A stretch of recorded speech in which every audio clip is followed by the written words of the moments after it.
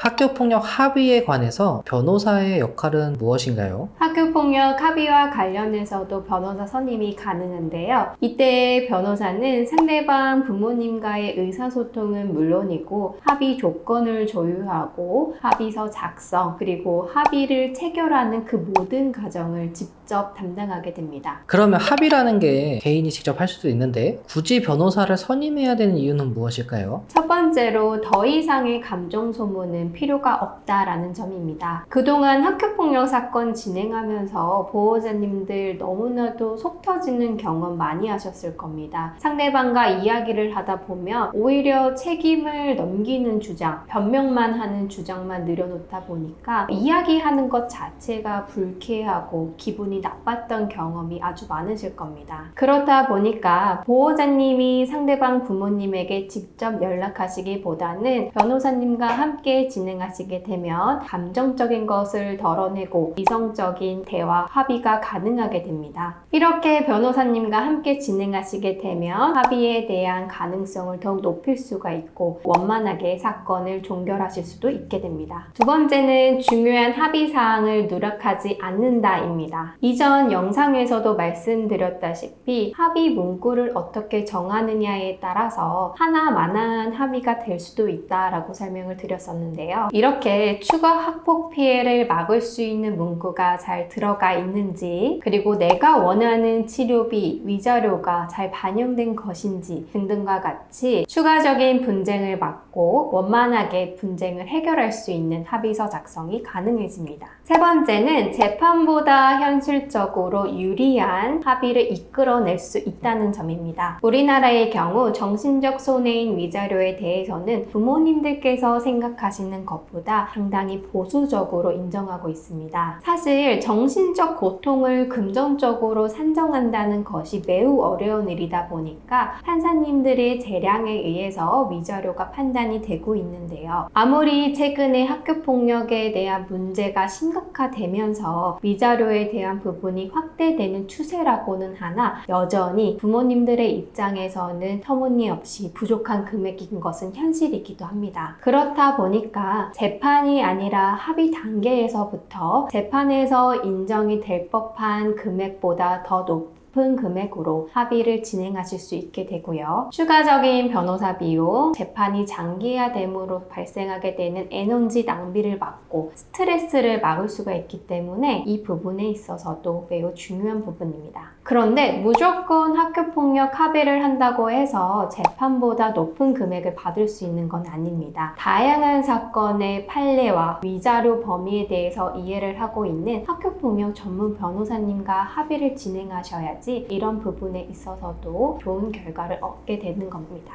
그러면 변호사 선임 비용은 보통 얼마 정도 드나요? 물론 사건의 난이도 그리고 관련 학생의 수에 따라서 선임 비용은 다르게 되는데요. 보통 학폭위 사건 또는 민사소송 사건보다는 이렇게 합의를 진행하시게 되는 경우에는 변호사 비용 자체는 낮습니다. 일부 학부모님들께서는 합의를 진행하시다가 합의가 결렬되어도 변호사 선임을 단계적으로 진행하시면서 대응하시는 경우도 많습니다. 아무래도 합의와 함께 사건의 초기에서부터 대응하던 변호사님이기 때문에 사건에 대한 이해도가 매우 높고 그 이후에 대한 문제들도 너무나도 잘 대응해 주시기 때문입니다.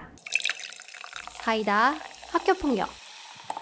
상대방 부모님과의 감정 소모로 너무나 지치신 분들, 소송은 아니더라도 합의를 통해서 원만히 해결하고자 하셨던 분들, 이렇게 학교폭력 합의 과정에서 변호사 선임이 필요한 분들은 저에게 연락 주시면 최선을 다해서 도와드리도록 하겠습니다. 감사합니다.